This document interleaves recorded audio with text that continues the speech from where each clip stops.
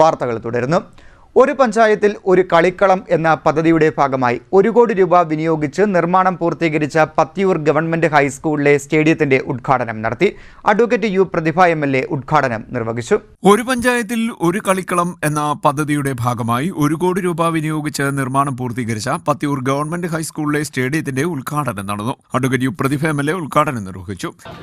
ദേശാഭിവർത്തിനി ഗ്രന്ഥശാലയ്ക്ക് പണം കൊടുക്കണമെന്ന് പറഞ്ഞ് സ്ഥലവും മറ്റു കാര്യങ്ങളും എല്ലാം പക്കയാണെങ്കിൽ ഈ വരുന്ന സ്മാർട്ടില് ഹൈടെക് ലൈബ്രറി 25 ലക്ഷം അതിന് തന്നേക്കാം. ഇപ്പം ഞങ്ങൾക്ക് അനുവദിച്ചിട്ടുണ്ട്.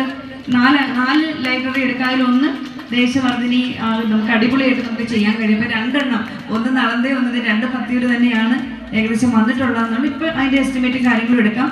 കഴിഞ്ഞ 4 എണ്ണത്തിൻ്റെ ടെൻഡർ ആയിട്ടുണ്ട്. ഇപ്പം അതിപ്പോൾ ചെയ്യാൻ പോവുകയാണ്. എന്തായാലും ഞാൻ പറഞ്ഞത് ധാരാളം കാര്യങ്ങൾ ചെയ്തു. ഇപ്പം പഞ്ചായത്ത് ഒരു പക്ഷേ കേരളത്തിലെ ഒരു പഞ്ചായത്ത് അങ്ങനെ വലിയ കാശൊന്നും ഇല്ലല്ലോ സെക്രട്ടറി. ഒരുപാട് പൈസ അങ്ങനെ നിൽക്കുന്ന പഞ്ചായത്തൊന്നുമല്ല.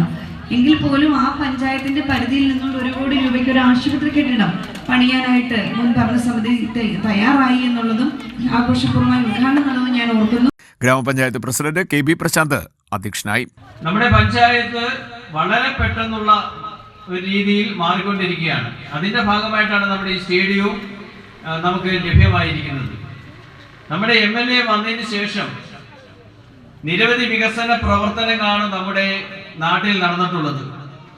ഞാൻ ഏത് ഫംഗ്ഷൻ പോയാലും ശരി, അവിടങ്ങളിലെല്ലാം വെച്ച് തന്നെ നമ്മുടെ MLA ഞാൻ സൂചിപ്പിക്കുന്നത് വികസനത്തിന്റെ മാലാഖയെന്നാണ്.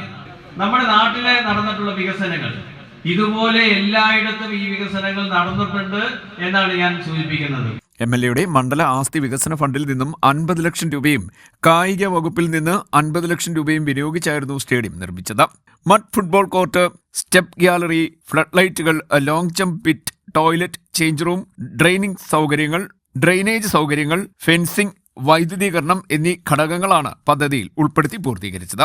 ചടങ്ങിൽ Muthukulam block panchayat president TS Thaha, block panchayat vice president Nisha Samjith, Alappuzha ജില്ലാ പഞ്ചായത്ത് അംഗം ലിഷ അനുപ്രസാദ്, ആരോഗ്യ വിദ്യാഭ്യാസ standing committee chairman G Harikumar, വികസന standing committee chairman K Sukumaran, ക്ഷേമകാര്യ standing committee chairperson Soumya Shyam, Pathiyoor ഗ്രാമപഞ്ചായത്ത് വൈസ് പ്രസിഡന്റ് CR സുലേഖ, ഗ്രാമപഞ്ചായത്ത് അംഗങ്ങളായ Shakuntala Raju, Deepa MP, Usha C, B Harikumar, R Rajesh, Rakhi Vijayan, Vijitha Vijayan, Sreejith PR, Aishwarya Gopinath, BS Pramod, സംഗീത സുജിത്ത്, S രാജേന്ദ്രൻ, ശശികല, മുൻ ഗ്രാമപഞ്ചായത്ത് പ്രസിഡന്റുമാരായ L ഉഷ, V പ്രഭാകരൻ, മുൻ ഗ്രാമപഞ്ചായത്ത് വൈസ് പ്രസിഡന്റ് മനു ചെല്ലപ്പൻ, ആസൂത്രണ സമിതി ഉപാധ്യക്ഷൻ N Hariprasad, CDS chairperson Sreedevi, panchayat secretary Sindhu, Pathiyoor panchayat school headmistress Darly Paul, sports Kerala foundation assistant executive engineer Vinay എന്നിവർ പങ്കെടുത്തു.